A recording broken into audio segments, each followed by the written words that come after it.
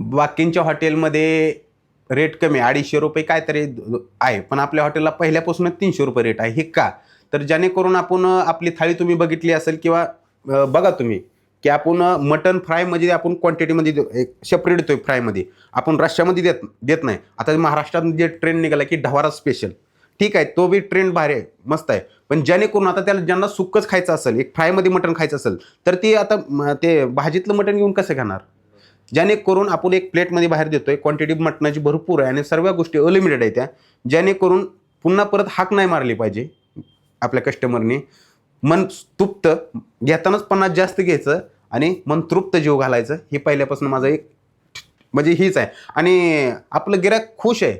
आज तुम्ही बघितली गेली आपली थाळी बघितली गेली तर 300 नव्हे तर 400लाच देखील लोक म्हणतात की खूप छान आहे आणि मला रिस्पॉन्स आला आणि गिरायकांच्या एक समजा ह्याच्यानेच मी एक 300 थाळी केली आणि लोकांना भरभरून ती आवडली गेली.